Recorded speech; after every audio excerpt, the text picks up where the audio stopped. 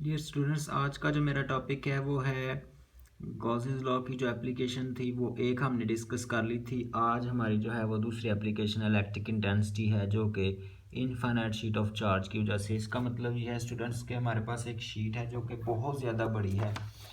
उस शीट के अंदर जो चार्जेस मौजूद हैं, स्टूडेंट्स आप देख सकते हैं कि एक शीट मेरे पास मौजूद है। इसमें जो है वो पॉजिटिव चार्जेस जो है मैंने फिक्स कर दिए। ये एक अनरियल स्ट्रक्चर है। मैंने आपको पहले ही बताया कि ये जो चीज़ें हैं ये जस्ट मैं समझाने के लिए बनाता हूँ, हालांकि ये चीज़ें जो है ये रियल नहीं हैं।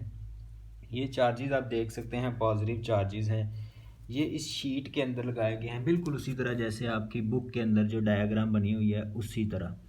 ये एक शीट है मेरे पास, इसमें आप देख सकते हैं दोनों साइडों पे चार्जेस जो हैं वो लगाए गए हैं।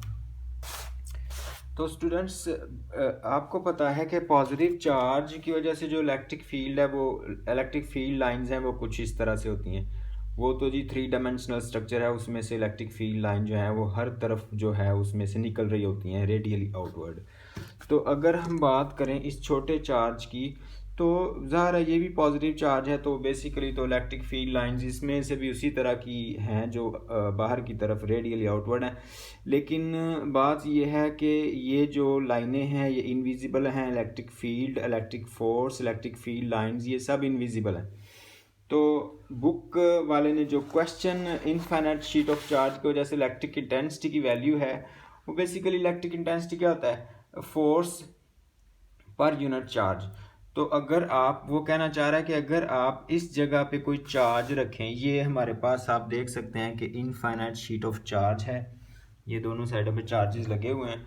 वो बेसिकली कहना ये चाह रहा है कि अगर एक पॉइंट पी है, आप देखें मेरे हाथ की तरफ, ये मेरे हाथ में एक पॉजिटिव चार्ज है।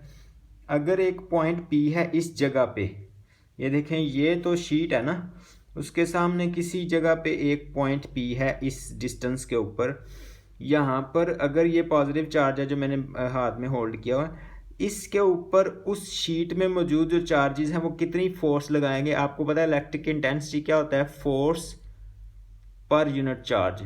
यानी टेस्ट चार्ज के ऊपर जो चार्जेस हैं ये वाले कितनी फोर्स लगाएंगे, तो ये हमने कैलकुलेट करनी है एट पॉइंट पी। और ये जो पॉइंट है ये स्पेस के अंदर है। बुक के अंदर जो है वो 2 डायमेंशनल पिक्चर नज़र आ रही है, जबकि ये 3 डायमेंशनल पिक्चर है और इस जगह पे मौजूद है जहाँ पे आप ये मेरे हाथ में मौजूद चार्ज देख सकते हैं।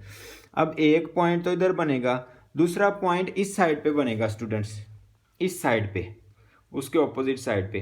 तो ये दो पॉइंट हैं, उस साइड वाले पॉइंट, इस साइड वाले पॉइंट को हम पी कहेंगे और जो इसके ऑपोजिट साइड पे बनेगा उसको हम पी डैश कहेंगे। तो स्टूडेंट्स, आपको पता है कि अगर इलेक्ट्रिक इंटेंसिटी की वैल्यू फाइंड आउट करना चाहते हैं हम किसी पॉइंट के ऊपर, तो गॉसियन सरफेस हमें जो है वो उसका सहारा लेना पड़ता है।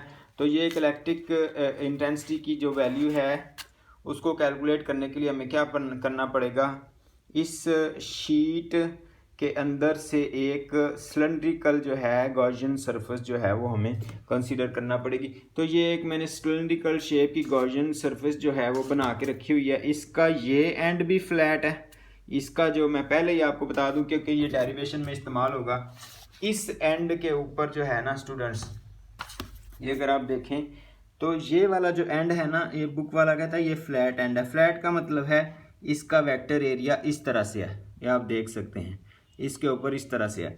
और बिल्कुल इसके जो दूसरी साइड वाला एंड है वो भी फ्लैट है और उसका भी वेक्टर एरिया इस तरह से है, ठीक है। जबकि इस साइड पे जो वेक्टर एरिया है वो इस तरह से है। कर्व्ड साइड पे वेक्टर एरिया इस तरह से है और जो फ्लैट एंड है उस पे वेक्टर एरिया बिल्कुल इस तरह से है। तो स्टूडेंट्स, अब मैं इसको इस शीट में से पास आउट करता हूँ सिलेंडर को। ये एक सिलेंड्रिकल सरफेस जो है ये मैंने कंसीडर कर लिया है, आपको नज़र आ रहा होगा, ये देखें। अब देखें स्टूडेंट्स, ये एक सिलेंड्रिकल सरफेस है। इस साइड पे मौजूद जो पॉइंट है वो क्या है, पी है, और इस साइड पे मौजूद जो पॉइंट है वो है पी डैश। अब स्टूडेंट्स, हमने फाइंड आउट क्या करना है, इलेक्ट्रिक इंटेंसिटी इस पे, इधर, और इसके ऊपर और नीचे, इन चारों साइडों पे हमने इलेक्ट्रिक इंटेंसिटी की वैल्यू कैलकुलेट करनी है। जबकि मैं आपको पहले क्लियर कर चुका हूँ कि इस साइड पे वेक्टर एरिया की डायरेक्शन ये है और इस साइड पे वेक्टर एरिया की डायरेक्शन ये है। आपको पता है कि इसके अंदर जो है वो एक पॉजिटिव चार्ज है, जैसा कि ये पॉजिटिव चार्ज है। तो उनकी वजह से जो इलेक्ट्रिक लाइंस ऑफ फोर्स हैं वो इस तरह से इस साइड पे मूव कर रही हैं, और इस साइड की अगर बात करें तो ज़ाहिर है इस साइड से वो मूव करेंगी। इलेक्ट्रिक लाइंस ऑफ फोर्स इधर हैं और वेक्टर एरिया की डायरेक्शन भी ये है, तो इधर भी एंगल 0 बन रहा है। वेक्टर एरिया अगर ये रेड वाली इलेक्ट्रिक लाइंस ऑफ फोर्स है तो ये देखें कि ये इस साइड पे है, ठीक है। आपको मैं दोबारा से दिखाता हूँ। इलेक्ट्रिक लाइंस ऑफ फोर्स, चूँकि ये पॉजिटिव चार्ज है इस साइड पे, आप देखें कि ये वाले जो है ना ये पॉजिटिव चार्जेस इसके अंदर फिक्स किए हुए हैं, आप देख सकते हैं। तो उनकी वजह से सिलेंडर के अंदर से जो electric lines of force pass कर रही है ना, इस साइड पे फोर्स पास कर रही है इलेक्ट्रिक लाइंस ऑफ फोर्स। तो उसी तरह अब इलेक्ट्रिक लाइंस ऑफ फोर्स तो इस तरह से जा रही हैं, तो उसका वेक्टर एरिया भी मैंने बताया ये ब्लैक वाला इधर ही है। इलेक्ट्रिक लाइंस ऑफ फोर्स और वेक्टर एरिया के दरमियान जो एंगल है वो कितना बनेगा स्टूडेंट्स? इन दोनों के दरमियान तो एंगल जी 0, हाँ जी, एंगल बनेगा 0। ये आप देख सकते हैं, ये दोनों एक ही तरफ है, एंगल बनेगा 0 और cos 0 की वैल्यू आ जाएगी 1 और फ्लक्स जो होगा इस साइड पे मैक्सिमम होगा। इसी तरह स्टूडेंट्स इधर भी वही सिचुएशन बनेगी। इस साइड की अगर बात करें तो इधर भी ये जो फ्लैट एंड है इसमें इलेक्ट्रिक लाइंस ऑफ फोर्स जो है वो इधर ऐसे पास आउट कर रही हैं, और जो वेक्टर एरिया है वो भी इसके ऊपर नॉर्मल है, तो दोनों की डायरेक्शन जो है अगेन सिमिलर है। तो इस साइड पे भी जो इलेक्ट्रिक फील्ड लाइंस और वेक्टर एरिया के दरमियान जो एंगल है 0 है, और इधर भी जो फ्लक्स जो है वो मैक्सिमम आएगा जो कि EA के बराबर है। अब बात करते हैं इस कर्व साइड की। ये दोनों साइडें कौन सी थी? फ्लैट एंड थे, और अब ये कर्व साइड है। कर्व साइड में जो है ना इलेक्ट्रिक फील्ड लाइंस की डायरेक्शन तो वही है जो पहले थी, लेकिन वेक्टर एरिया की डायरेक्शन अब इसके ऊपर परपेंडिकुलर है। तो अब आप देख सकते हैं इलेक्ट्रिक फील्ड लाइंस इस तरफ हैं और वेक्टर एरिया ऊपर की तरफ ऐसे। अब वेक्टर एरिया इधर है और इलेक्ट्रिक फील्ड लाइंस जो हैं वो इस तरह से हैं, और इसकी अगर डायग्राम आप बना के देखें तो इन दोनों के दरमियान जो एंगल है आप देख सकते हैं इस तरह से कोई एंगल बनेगा 90 का, ठीक है। 90 जो है cos 90 0 के बराबर होता है। तो जो कर्व्ड सरफेस है, कर्व्ड सरफेस का मतलब है ये वाली जो गोल सरफेस है ऊपर वाली, इसमें से इलेक्ट्रिक फ्लक्स की वैल्यू 0 हो जाएगी, इस साइड से भी 0 हो जाएगी और इस साइड से भी 0 हो जाएगी। तो जो फ्लक्स बचेगा वो सिर्फ इस एंड का होगा जो कि EA के बराबर है, क्योंकि इलेक्ट्रिक फील्ड लाइंस और वेक्टर एरिया एक ही सम्मत में है। तो EA cos 0 जो है 1 होता है, तो EA आ जाएगा इस साइड से और दूसरा EA आएगा इस साइड से। तो टोटल जो फ्लक्स है दोनों साइडों का मिलाएंगे तो 2EA आ जाएगा। तो स्टूडेंट्स हमारे पास जो टोटल फ्लक्स की वैल्यू आएगी ना, मैं आपको लिख के दिखाता हूँ। इस साइड वाला जो पॉइंट था ना वो था P, और इसके ऑपोजिट साइड वाला पॉइंट क्या था? P dash. तो जो आप देखें इधर P पे जो है वो वैल्यू क्या आई है जी फ्लक्स की, इलेक्ट्रिक फ्लक्स की वैल्यू आई है मेरे पास EA cos थीटा, cos जो है वो 0 है तो आ जाएगा EA। इसका नाम इक्वेशन बार रख दें, ये P है। और अब इसके ऑपोजिट साइड, ये वाली साइड है P और ये वाली साइड क्या है? P dash. अब P डैश के ऊपर इलेक्ट्रिक फ्लक्स की वैल्यू क्या आएगी? इलेक्ट्रिक फ्लक्स का फार्मूला आपको आता है ना EA cos थीटा। अब फिर जो है वो cos 0 है, क्योंकि वेक्टर एरिया और इलेक्ट्रिक फील्ड लाइन दोनों सेम ही डायरेक्शन में है, तो cos 0 1 होता है, तो फिर आ जाएगा EA। अब हमारे पास जो टोटल फ्लक्स आएगा वो किसके बराबर आ जाएगा जी? EA प्लस EA हो जाएगा, क्या हो जाएगा? EA प्लस EA, तो ये तो हो जाएगा जी 2EA के बराबर, ठीक है स्टूडेंट्स। ये एक फ्लक्स की वैल्यू हमारे पास आ गई है, इसका नाम है इक्वेशन 3 रख लेता हूँ। ये एक फ्लक्स की वैल्यू हमारे पास आ गई है। आपको मैं दोबारा से बता दूं, चूंकि ये पॉजिटिव चार्जेस हैं इस शीट के अंदर, उनकी वजह से इलेक्ट्रिक फील्ड लाइन जो है इस तरफ हैं, और इलेक्ट्रिक फील्ड लाइंस को अगर मैं रेड एरो से शो करूं तो इधर है, और जो वेक्टर एरिया है ये फ्लैट एंड जो है इस साइड वाला, उसका वेक्टर एरिया इसके ऊपर परपेंडिकुलर है, तो ये वो भी इधर है। तो इस तरह की सिचुएशन होगी, electric field lines and vector area parallel हो जाएंगे और एंगल 0 हो जाएगा। फ्लक्स की वैल्यू आएगी EA, क्योंकि जो फ्लक्स का फार्मूला है EA cos थीटा है, cos 0 1 हो जाएगा, और इस साइड पे जो P वाली साइड है ये वाला पॉइंट क्या है? P पे आ जाएगी EA।